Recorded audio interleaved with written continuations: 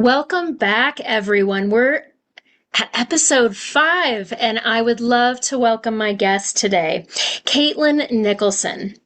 She is a licensed marriage and family therapist, somatic human design coach, and founder of Designed Wisdom, where she offers personalized nervous system support for sensitive women. Blending human design with somatic and nervous system based practices, Kaitlyn helps highly sensitive women move out of exhaustion and survival mode into embodied sustainability, regulation, and self-trust. Her work honors each woman's unique energy, guiding them toward lives that feel spacious, aligned, and deeply supportive of their sensitivity. Kaitlyn, welcome. Thank you so much for having me. I'm so glad that you can be part of the momentum of launching Just Add Movement. This podcast has been intended to really bring out and highlight the unique work women are doing, the important work women are doing, and how we can lift each other up and share our unique gifts with the world. So I'm thrilled that you were willing to be a part of this. I know we don't know each other well, but it's been fun to get the conversation started. So thank you for being here. Yes, absolutely. And thank you for putting this magical podcast out into the world and just the work you're doing with somatics. I know you've been in that world for a long time. And so just getting to bounce between both of our worlds, it's lovely. It is. And hopefully, that our conversation goes by so quickly, but hopefully we'll be able to highlight and share some of our points of overlap and uniqueness, right? In the sense that we're both psychotherapists and we're both human design practitioners, but the work that we do is so unique. So let me have you dive right in with our first question that we ask in this Just Add Movement podcast. Kaitlyn, what do you know to be true about the body based on your body of work? Well, I feel like there could be so many responses to that. But I think when I sit with it, the one thing that's really standing out to me right now is that the nervous system is both universal for all of us at the same time that it's uniquely specific to each person. We all have a nervous system that functions in a similar way, right? Polyvagal theory, we all have activation and regulation. We're all in that window of tolerance and needing the nervous system to be regulated. We're all constantly regulating ourselves, right? But I am learning that what regulates us or what dysregulates us in particular can look very different for each person. So we're all on this similar journey. At the same time, we're all on a very unique journey with our bodies. And I'm finding that very fascinating. I love this. I also just want to acknowledge a slight technical delay, so my intention is not to speak over you. In case I do, apologies in advance. I'm watching your lips. um, so I love what you shared, and I want to follow up on this. Because you're specializing with highly sensitive women, can you speak into what unique experiences highly sensitive women are having that you're finding that may be typical of this subgroup? Or are there even more specificities that you can drill into as you're in this group of highly sensitive women? What comes up for you when I ask you about your specialty and maybe contrasting it with why aren't you working with somebody else? Yes, I love this question. And the nervous system has a threshold, right? It has a capacity. when there's a baseline where the nervous system is functioning in a healthy way. Um, and then we can get activated, which isn't a bad thing, right? It's normal to get activated, but we come back into a place of regulation. Well, what we are learning from science that HSPs, they have a highly sensitive nervous system. So what's happening is they're reaching capacity quicker. Their nervous system, the window of tolerance is shorter. And I think you could probably relate to this working in the therapy world. You see that a lot with people who have a lot of trauma, right? Like they're they're dysregulated more, they're reaching activation quicker and having a harder time coming back into a regulated state. And so I kind of for years thought, oh, this is something that people with a lot of trauma are struggling with. That their nervous system capacity is weakened in some ways, that they're more vulnerable. But learning about HSPs and a highly sensitive nervous system, it doesn't even have to mean you have a lot of trauma. It literally means, and through the lens of the human design chart, it literally means your nervous system is absorbing more, so you're reaching capacity quicker. You can, if you don't know how to regulate yourself, you can become dysregulated. And that's really common in the HSP world. If you read anything about HSPs, they're probably talking about overwhelm or burnout or lack of sustainability, without even realizing that their nervous system is functioning a lot differently than about 70% of the population. So I don't know if that answers your question, but that's why I zoned in on HSPs, is because their nervous system in particular, I think, needs a lot of protection and it's getting missed. Beautiful. And of course you answered. You can't get it wrong, right? We're just sharing what's coming up in the present moment. And I just want to clarify for folks listening, HSP stands for highly sensitive person. It was a book that became very popular in the 80s or 90s. Remind me of the author's name. Erin, I know it's I just put you on the Erin. spot. I know the name, I see it, but it's spelled uniquely. It's like Aron. There's only one A, something Aaron, but the last name is Erin.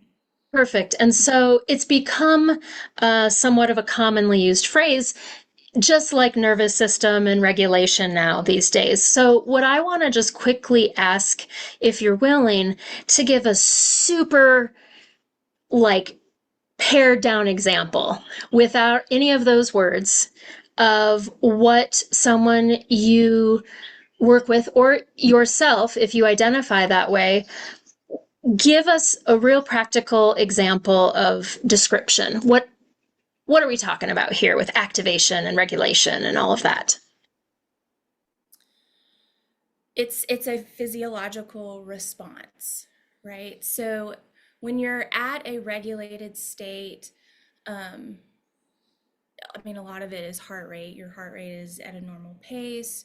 You're breathing, you can breathe deeply, you can access expansion in the body, joy, peace. It's a very settled space when you're in baseline of your nervous system. Activation, I mean, gosh, just being in traffic today. Perfect my body example. went my body went into activation, right? It's like you start, it's called fight or flight, but that anxiety, it might be your heart rate's going a little faster, or your eye might start twitching. Things happen where the body is just simply signaling too much. It's too much. And all of our bodies talk to us in different ways. So it's hard to give super specific examples, but I know heart rate increases, blood pressure increases. There's a whole physiological thing that happens when we're activated.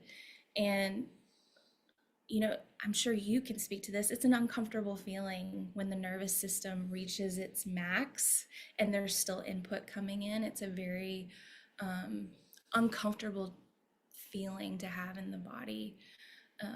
We see it with kids all the time, acting out because they don't know how to regulate themselves quite yet. And so I actually think they're a great example because they haven't been trained or conditioned to like tame their dysregulation, if that makes sense. Absolutely. These are perfect descriptions. I just, I think my intention, and with this description you gave, you reminded me there's something that I started each podcast with, except today, and that's to take a collective breath together. So, letting all of us take that breath and slow down and receive all of Kaitlyn's wonderful information and description, and all of us just noticing for ourselves in this moment or in a previous moment today, was there some kind of activation? And have you been able to come back home to what feels safe and settled in this moment? So beautiful. I'm going to transition us. I love how you referred to the nervous system having a threshold, and that is exactly where we go in the second question. And it's referring to threshold as this sort of in between place, a time that can mark transitioning from one thing to another, from something ending, something beginning, being in a season of change. And there are always seasons and cycles of this, but I want to normalize having conversations about it and having it not be so hidden or quieted. And so I'd love to ask you, Kaitlyn, to the extent that you're comfortable, can you identify and share with us a threshold moment you're in right now that could be related to your life professionally or personally? Yeah, absolutely. I do feel like this is a ripple going through all of my life at the moment, but definitely in work. Um, I've been feeling a stirring, something's shifting for quite a while. Um, I'm a 6'3" profile, and my early life, I was a double line three. And it's been a big shift for me going on the roof. I really felt it. I really felt like my work needed to start looking differently. I used to love holding, I don't want to say heaviness, but my professors used to call me the grief girl because I thought it was very sacred. When emotion in a room slows down and there's stillness there, it's a really beautiful thing for me. And I used to hold that very easily, and I would get energized by it because it felt so sacred. And about, let's see, 7 years into my practice, there was that shift where I noticed I was, you know, changing and evolving, and I didn't need to be in the experience of everything as much. I could just tell I still wanted to be doing the work I'm doing, but to maybe not have such heaviness. I could just tell needed a higher frequency. I just needed to be in something lighter. So that started stirring, and design wisdom. I created design wisdom out of that, creating a way of doing what I love in a way that doesn't burn me out. But even recently, I'm in my North Node return currently, and so, man, am I feeling that? And so a lot of shifting is happening, and I'm really in this middle place where I can kind of see what's coming and I'm laying groundwork and walking towards it, but it's not super defined and clear for me just yet. And I also know like what I'm leaving, and what of that I'm keeping and taking with me and integrating into this new season. But I very much currently feel like I have a foot in each space. I don't know if you've ever heard of the wisdom pattern by Richard Rohr, um, but I talk about that with my clients.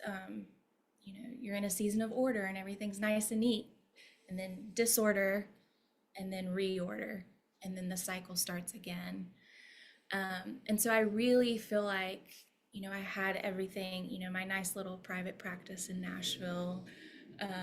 Everything was nice and neat, and then things got disordered. Um, and I'm glad they did, right? It's like you can't go backwards once you're in the evolution train. Um, I already feel more evolved than who I was. Um, but yeah, it's definitely been a messy journey. I think that has been an encouragement to me that this doesn't need to look presentable and pretty. Um, a lot of people want like your title. Who are you? Okay, I'm a somatic human design coach. But the journey isn't like clean cut.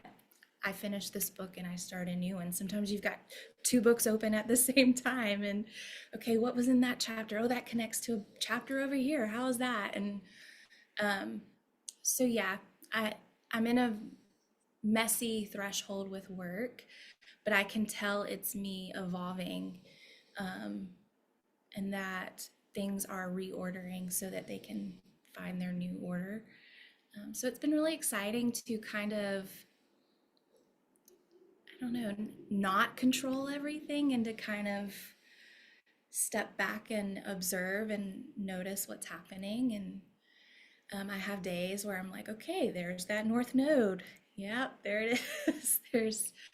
Um, or yeah, just my own journey with my own chart, my own energy, learning, that as well has been a part of my threshold shift. It's like, okay, I want to work in a way now that is going to work long term for me. Oh. So I love how you described all of this, and I would love just for the folks listening to acknowledge that the language that you used is human design language, and a lot of people may have gotten lost with you naming your profile or your North Node return. And so not a lot of time, but maybe just briefly, can you speak to how human design is a language that is helping you to share about your threshold moments, right? Because I noticed you used that to language this passage and portal that you're in. And I love that because I work with women at threshold moments, also using human design, specifically around energy. So could you share? You have to do a bunch of definitions, but maybe just highlight some of the language you did use to the extent you're comfortable.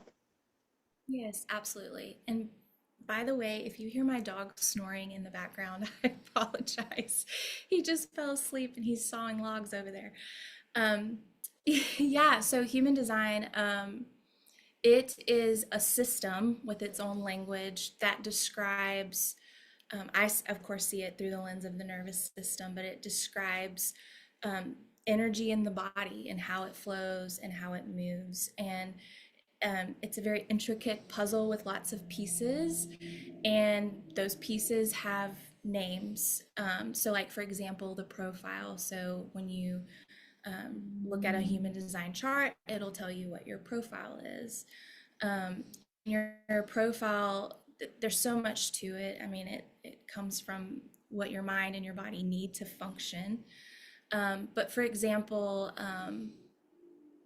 like as a line 6 profile, um, you have kind of this experimental early phase of life, and then you go on the roof, which means in about midlife, um, you don't have as much necessary need to be involved in everything. You kind of step back and there's this observer energy. And so I was just acknowledging, I really feel, knowing that I have a line 6 in my profile, I've really felt that shift in my work. And that's an example of how you use the human design chart to learn about your own unique needs so that you can create a life that is sustainable for you and doesn't burn you out or exhaust you. Beautiful. In human design, I always let people know it can be a fire hose of information because it's combining so many modalities, and it's a lot of lenses, and I like how you described it as a puzzle. So we're not going to dive into that, but I love that people can just experience how you're describing it and see how they would get to experience that with you. So the threshold being described as you shared it through the human design lens, which to me is a lot of archetypal energy, and a threshold feels like an archetype. So for me, I like to bring in movement as a way to personalize an archetypal experience.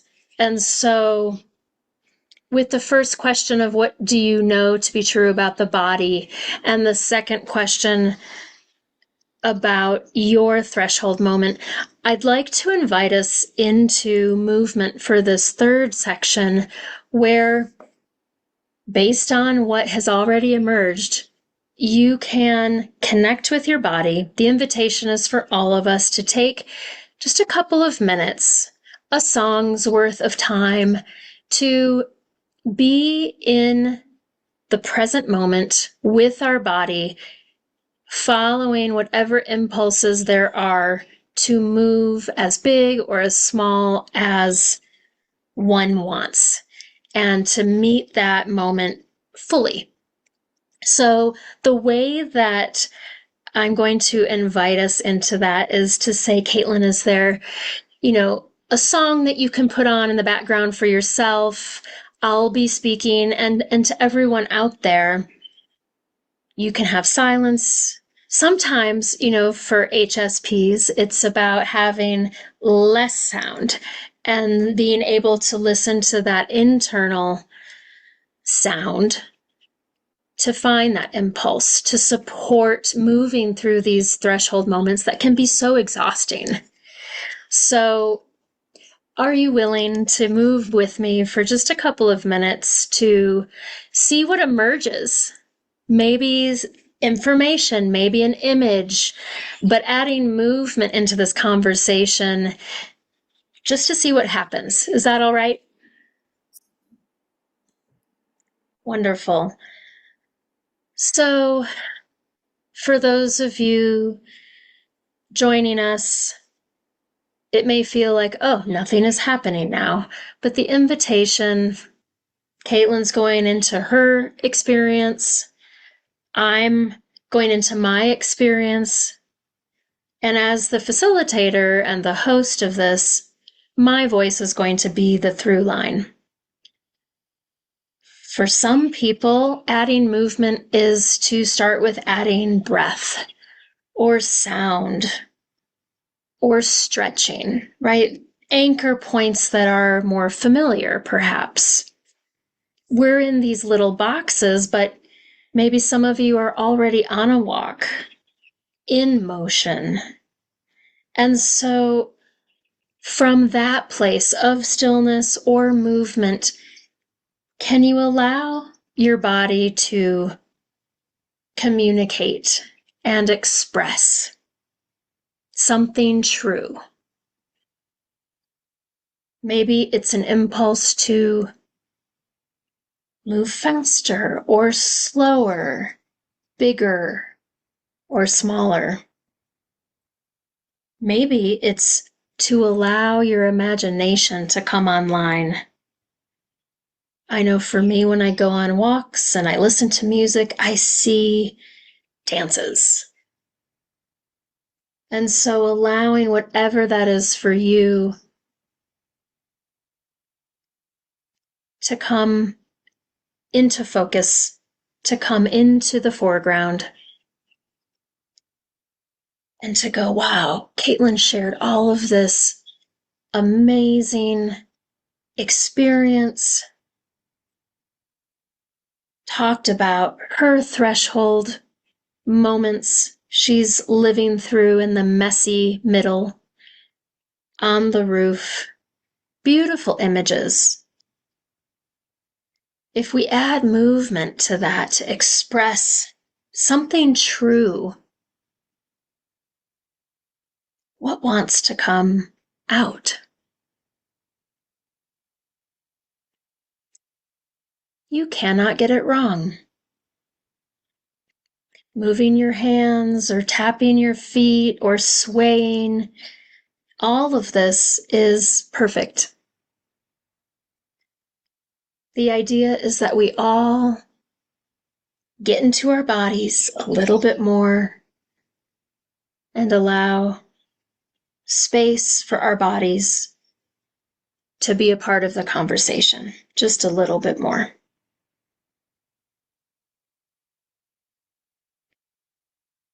Maybe you see an image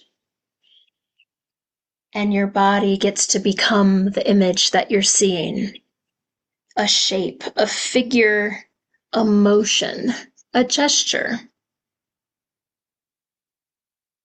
Maybe you all of a sudden feel a particular emotion moving through your body. Maybe you notice that heart rate that Kaitlyn described. Maybe your heartbeat feels steady, strong, and all of a sudden you're feeling your own rhythm.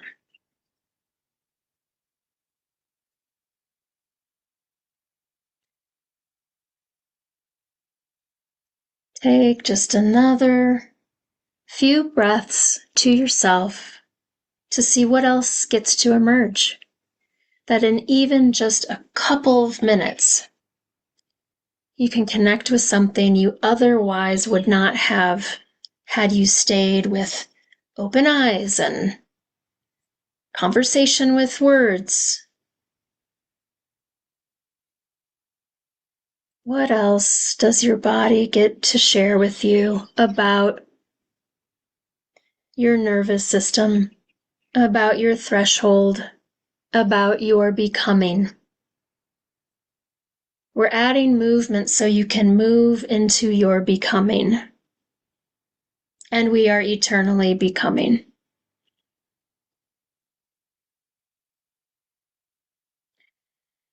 So slowly, slowly, let your body know we're going to be shifting back into conversation.